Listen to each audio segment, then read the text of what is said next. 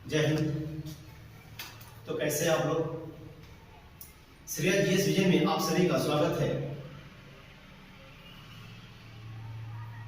मैं पिछली क्लास में आपसे वादा किया था कि अनुच्छेद 12 से 35 लेकर आएंगे पार्ट बाय पार्ट, और मैं जो स्ट्रक्चर पे जो डायग्राम पे आपको समझाया था, आप लोगों का अपार प्रेम और आशीर्वाद मुझे प्राप्त हो रहा है। श्रेया जीएस विजन आप सभी का स्वागत करता है और हम देखेंगे आज अनुच्छेद 14 से 18। अनुच्छेद 14 में क्या है? 15, 16, 17 और 18। इस 4 अनुच्छेद को हम व्यापक तरीका से पढ़ेंगे और याद रखेंगे कि इसी अनुच्छेद से हमारे एग्जाम्स में क्वेश्चन बनते हैं और वह क्वेश्चन हमें उलझाते हैं। तो देखते हैं अनुच्छेद 14, आर्टिकल 14। आर्टिकल 14 देखते हैं। कानून के समान, कानून के समक्ष समता, कानून के समक्ष समता तथा कानून का समान संरक्षण प्रत्येक नागरिकों को प्रदान किया गया है। भारत के प्रत्येक नागरिकों को कानून के समक्ष समता और कानून का समान संरक्षण, कानून सभी व्यक्तियों के लिए समान संरक्षण देता है। इसमें किसी भी प्रकार का भेदभाव नहीं किया जाता है। ऐसा नहीं है कि कोई बड़ा व्यक्ति है तो उसको अधिक संरक्षण मिलेगा और छोटा व्यक्ति को सुरक्षा कम दी जाएगी। यदि दोनों व्यक्तियों को एक समान खतरा है तो एक समान सुरक्षा मुहैया कराई जाती है, और यह भारतीय संविधान का अनुच्छेद 14 आपको यह अधिकार देता है। साथ ही साथ हम देखते हैं कि कानून के समक्ष जो समता है वह इंग्लैंड के संविधान से भारतीय संविधान में अंगीकृत किया गया है, जोड़ा गया है, जबकि कानून का समान संरक्षण अमेरिका के संविधान से दिया गया है। कानून का समान संरक्षण अमेरिका के संविधान से दिया गया है। अनुच्छेद 14। अब आते हैं अनुच्छेद 15 पर। देखिएगा, अनुच्छेद 15 है। अनुच्छेद 15 क्या कहता है? आर्टिकल 15 क्या कहता है कि सार्वजनिक स्थानों में मूल वंश, जाति, लिंग, धर्म, जन्म स्थान इत्यादि को आधार बनाए बिना, मूल वंश, जाति, धर्म, लिंग, जन्म स्थान इत्यादि को आधार बनाकर यदि कोई व्यक्ति भेदभाव करता है तो उसको कानून दंडित करता है। और सार्वजनिक स्थानों पे महिलाओं एवं बच्चों को संरक्षण दिया जाता है। महिलाओं एवं बच्चों को संरक्षण दिया जाता है। अनुच्छेद 15। अनुच्छेद 16 में आते हैं। देखिएगा कि अनुच्छेद 16 जो है, अनुच्छेद 16 क्या करता है कि अनुच्छेद 16 में यह स्पष्ट कर दी गई है, लोक नियोजन में समान व्यवहार किया जाता है। जिस वर्ग या जाति का प्रतिनिधित्व राज्य सेवा में कम होता है उसे आरक्षण का लाभ दिया जाता है। उसे आरक्षण का लाभ दिया जाता है। एक और चीज हम देखते हैं कि पिछड़ेपन के मूल रूप से पहले 2 आधार थे, लेकिन वर्तमान में 3 आधार हो गए हैं। अब देखते हैं हम कि मूल जो 2 आधार थे वह 2 आधार थे, सामाजिक पिछड़ेपन और शैक्षिक पिछड़ेपन।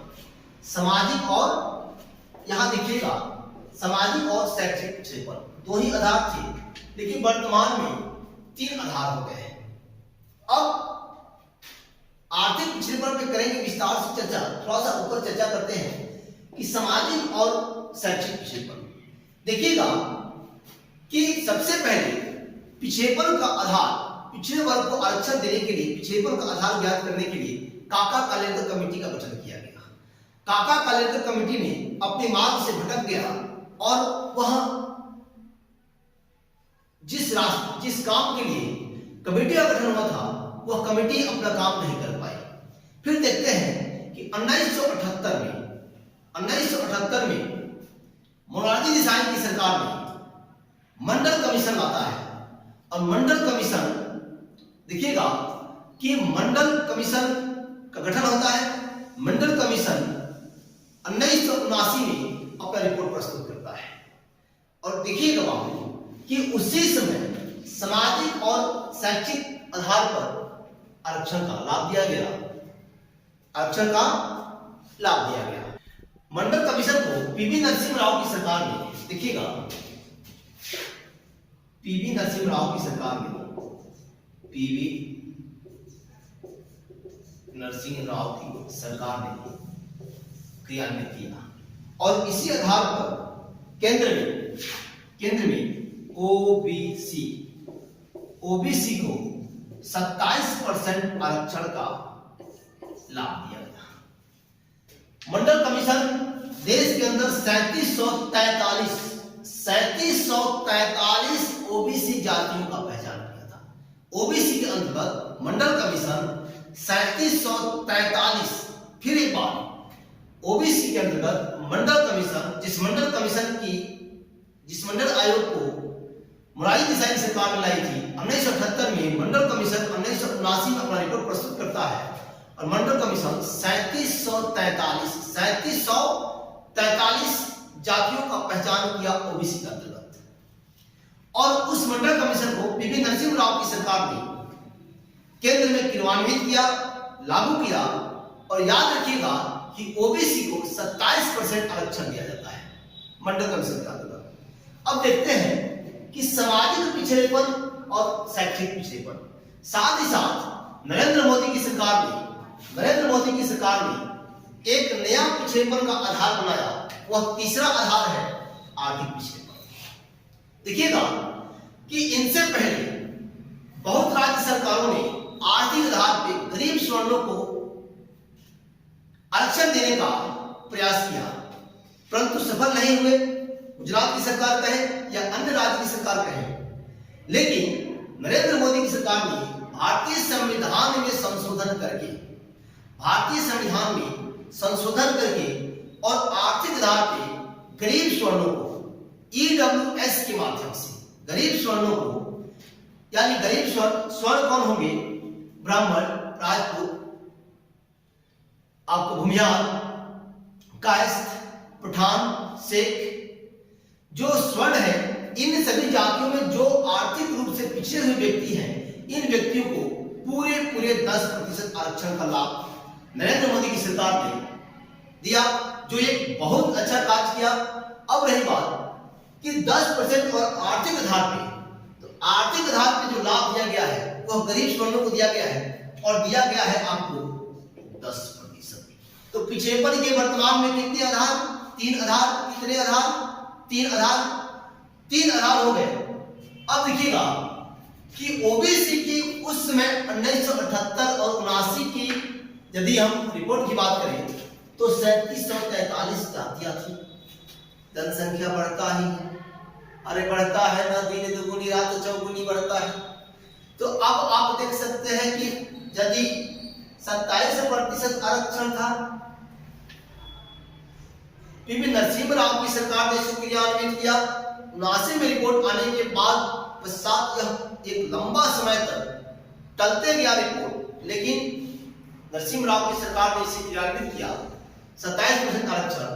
अब तो इनकी संख्या काउंट किया जाए तो हो ही नहीं सकता है, क्योंकि जनसंख्या दिन दुगुनी रात चौगुनी बढ़ती जा रही है। अब देखते हैं कि अनुच्छेद 16 को एक बार फिर रिपीट करते हैं। लोक नियोजन में समान व्यवहार किया जाता है। जिस जाति या समुदाय का प्रतिनिधित्व राज्य सेवा में कम होता है उसे आरक्षण का लाभ दिया जाता है। पिछड़ेपन के कितने आधार? 3 आधार। कितने आधार? 3 आधार। देखिएगा, पिछड़ेपन का जो पहला आधार हमने बोला था, सामाजिक पिछड़ेपन। सामाजिक पिछड़ेपन को देखते हैं। 25% घर मिट्टी का ढंग से नहीं बना। देखिए, सामाजिक रूप से पिछड़े हुए व्यक्ति में वह व्यक्ति आते हैं जिनका 25% घर मिट्टी का ढंग से बना हुआ ना हो। अब देखिएगा कि मिट्टी का घर भी ढंग से न बना हो। दूसरा चीज, 1/2 किलोमीटर यानी आधा किलोमीटर हम कह सकते हैं कि 500 मीटर, आधा किलोमीटर से पानी उपलब्ध कराता हो, पानी लाता हो। दूसरा है बाबू कि महिला मजदूरी करने के लिए खेत और खलिहान में जाती हो। जिस समुदाय की, जिस समाज की महिला मजदूरी के लिए खेत और खलिहान में जाती है वह सामाजिक रूप से पिछड़े हुए व्यक्ति होते हैं, वह सामाजिक रूप से पिछड़े हुए व्यक्ति होते हैं। दूसरा है आपका, अगला देखते हैं, देखिएगा शैक्षिक पिछड़ेपन, सामाजिक पिछड़ेपन आपने देखा। आगे देखिएगा शैक्षिक पिछड़ेपन। शैक्षिक पिछड़ेपन में क्या है कि 25% किसी जाति की आबादी, 25% किसी जाति की आबादी हायर सेकेंडरी पास नहीं किया, हायर सेकेंडरी पास नहीं करता है, तथा उस आबादी के, उस जाति के अधिकांश बच्चे, उस जाति के अधिकांश बच्चे जो है वह बीच में ही पढ़ाई छोड़ देते हैं, वह शैक्षिक पिछड़ेपन होता है। और सरकार जो है वह कल्याणकारी राज्य की अवधारणा पर बल देते हुए उस समुदाय को शैक्षिक पिछड़ेपन मानते हुए अधिक सुविधा मुहैया कराती है ताकि वह समुदाय आगे बढ़ सके और शैक्षिक रूप से विकसित हो सके, शिक्षा ग्रहण कर सके। अगला देखिएगा बाबू, देखिएगा सबसे ललन टॉप पे हम आ गए। ललन टॉप मतलब आसानी से सब कुछ प्राप्त होने वाला चीज। देखिए बाबू कि आर्थिक पिछड़ेपन भारतीय संविधान में 124वां संविधान संशोधन विधेयक 2019 लाया जाता है। भारतीय संविधान में 124वां संविधान संशोधन विधेयक 2019। अब देखिएगा कि यह आता है 8 जनवरी 2019 लोकसभा से पारित। 9 जनवरी 2019 देश की उच्च सदन कहें, अस्थायी सदन कहें, राज्यसभा से पारित, राज्यसभा से पारित होता है। फिर है कि 12 जनवरी 2019 को इस पर महामहिम का कह सकते हैं देश के प्रथम नागरिक, राष्ट्रपति या तीनों सेनाओं का सुप्रीम कमांडर भी कहा जाता है, तो देश के राष्ट्रपति का हस्ताक्षर होता है। और हस्ताक्षर होते ही यह जो आर्थिक आधार पर पिछड़ेपन का आधार ज्ञात किया गया था, जिसमें गरीब सवर्णों के लिए 10% आरक्षण का प्रावधान किया गया है, हस्ताक्षर होते ही सरकारी सेवाओं एवं शैक्षणिक संस्थानों में गरीब सवर्णों को 10% आरक्षण का प्रावधान लागू हो जाता है। अब देखते हैं कि आर्थिक पिछड़ेपन 124वां संविधान संशोधन विधेयक 2019 के द्वारा गरीब सवर्णों के लिए शैक्षिक संस्थानों तथा सरकारी नौकरियों में 10% आरक्षण का प्रावधान किया गया है।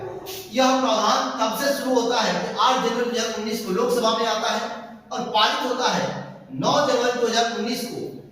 9 जनवरी 2019 को राज्यसभा से पारित होता है।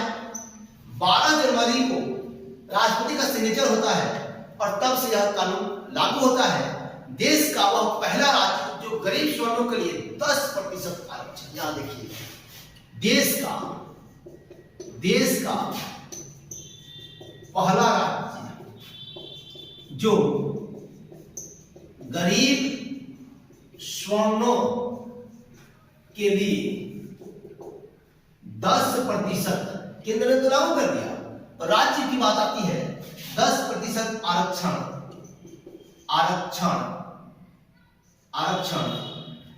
लागू किया। वह राज्य था गुजरात। और गुजरात के मुख्यमंत्री, तत्कालीन मुख्यमंत्री विजय रूपाणी। राज्य था गुजरात को यह अवसर प्राप्त हुआ कि गरीब सवर्णों के लिए 10% आरक्षण का प्रावधान लागू करने वाला देश का पहला राज्य गुजरात था। तो अब पिछड़ेपन के कितने आधार? 3 आधार। पहला सामाजिक, दूसरा शैक्षणिक, तीसरा आर्थिक आधार। एक चीज है मंडल कमीशन की मैं चर्चा कर रहा था, तो मंडल कमीशन ओबीसी के लिए जो 27% आरक्षण का प्रावधान है वह केंद्र में लागू है। वह कहां लागू है? केंद्र में लागू है। आगे देखते हैं,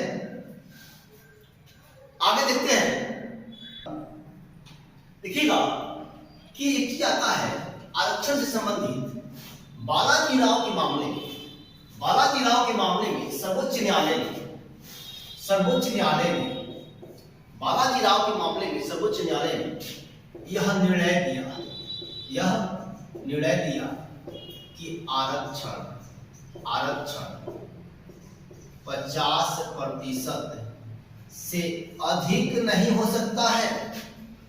आरक्षण 50% से अधिक नहीं हो सकता है।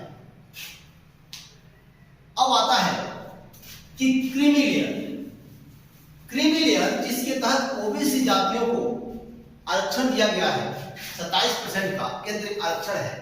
क्रीमी लेयर जो है वह क्रीमी लेयर क्या है? देखते हैं कि क्रीमी लेयर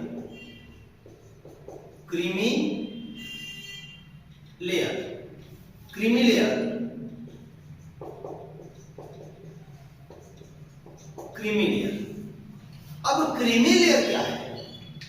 क्रीमी लेयर के निर्धारण के लिए रामानंदन कमेटी, याद रखिएगा कि क्रीमी लेयर के निर्धारण के लिए रामानंदन कमेटी का गठन किया गया था। क्रीमी लेयर के निर्धारण के लिए रामानंदन कमेटी का गठन किया गया था। कौन कमेटी? रामानंदन आयोग कमेटी। रामानंदन कमेटी का गठन किया गया था और इसमें जो है वार्षिक आय, पहले याद रखेंगे, वार्षिक आय 5 लाख यह पहले का है। अब कितना है? 5 लाख से बढ़ाकर इसको कर दिया गया है 8 लाख। अब कर दिया गया है 8 लाख। अब कितना? 8 लाख। तो क्रीमी लेयर के दायरे में वही लोग आएंगे जिनका वार्षिक आय वर्तमान में 8 लाख रुपया है, वह क्रीमी लेयर के दायरे में आते हैं। और यदि 8 लाख से ऊपर है वह क्रीमी लेयर के दायरे में नहीं आते हैं। लेकिन यही जो आय था वह पहले 5 लाख रुपया था। वार्षिक आय 5 लाख रुपया जिनका है वह क्रीमी लेयर के दायरे में होंगे और जिनका इससे अधिक था वह क्रीमी लेयर से बाहर होते थे।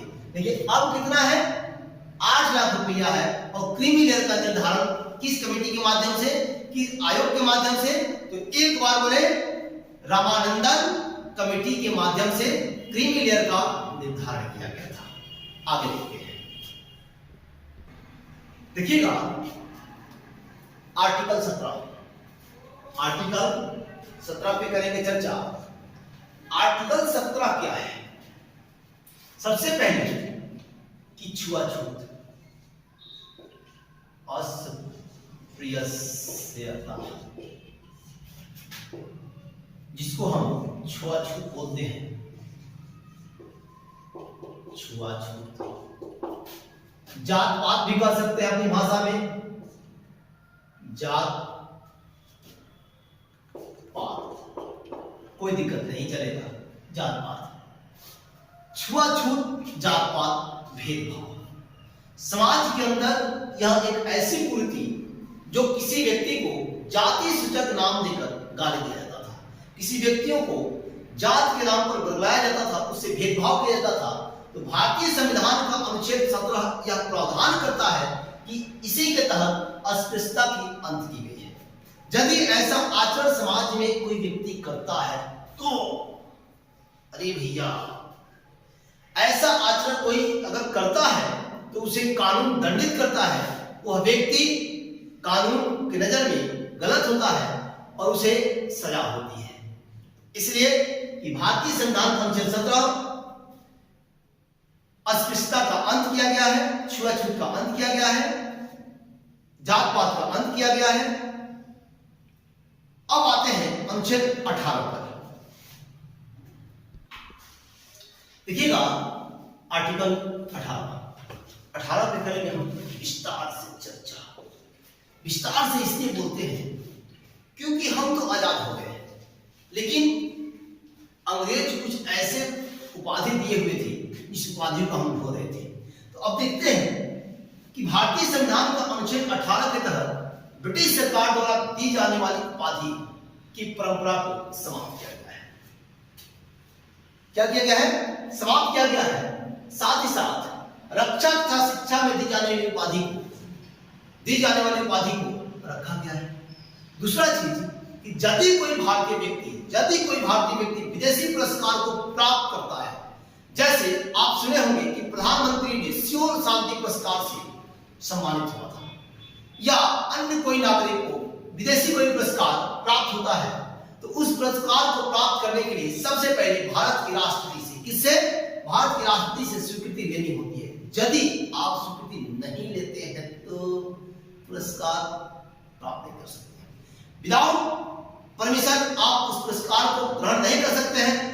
तो याद रखेंगे कि एक कदम और बढ़ेंगे आगे, 1977 की ओर करते हैं रुख अपना। 1977 सरकार बनी थी देश में पहली बार गैर कांग्रेसी। प्रधानमंत्री बने थे मोरारजी देसाई। 1977 मोरारजी देसाई, देश के इतिहास में पहली बार गैर कांग्रेसी सरकार बनते में एक दिन और चर्चा किया था, पिछले क्लास में चर्चा किया था कि ताबड़तोड़ कई बड़े फैसले लिए थे, और ठीक इन्होंने मोरारजी देसाई ने किया क्या था कि भारत रत्न,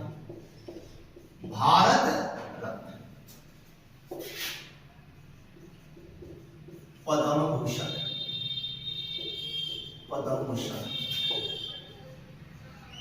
पद्मश्री इत्यादि पुरस्कारों को समाप्त कर दिया था। क्या किया था भैया? समाप्त कर दिया था। अब देखते हैं, इन सारे पुरस्कारों को समाप्त कर दिया गया। अब होता है क्या कि फिर बनता है जब 1980 में इंदिरा गांधी की सरकार, कब? 1980 में इंदिरा गांधी की सरकार बनती है, तो पुनः प्रारंभ होता है। अब देखिए क्वेश्चन क्या करता है कि भारत रत्न को पुनः कब प्रारंभ किया गया? पद्म विभूषण, पद्मश्री को कब पुनः प्रारंभ किया गया? तो 1980 में इंदिरा गांधी की सरकार द्वारा, 1980 में इंदिरा गांधी की सरकार के द्वारा पद्म विभूषण, पद्मश्री और देश का सबसे बड़ा नागरिक सम्मान, भारत का सबसे बड़ा नागरिक सम्मान भारत रत्न, कौन? भारत रत्न को पुनः 1980 में इंदिरा गांधी के समय में इंदिरा गांधी की सरकार ने प्रारंभ किया। एक और चीज देखते हैं कि अनुच्छेद 18 पे हमने किया विस्तार से चर्चा। तो दोस्तों, यदि आपको हमारा यह वीडियो पसंद हो तो आप लाइक करें, कमेंट करें, अपने दोस्तों को शेयर करें और श्रेया जीएसवीएम की प्लेटफॉर्म से पढ़ते रहें। हम आपको इससे बेटर प्रयास करेंगे कि आपको समझाएं, साथ ही साथ कि आप लाइक ठोके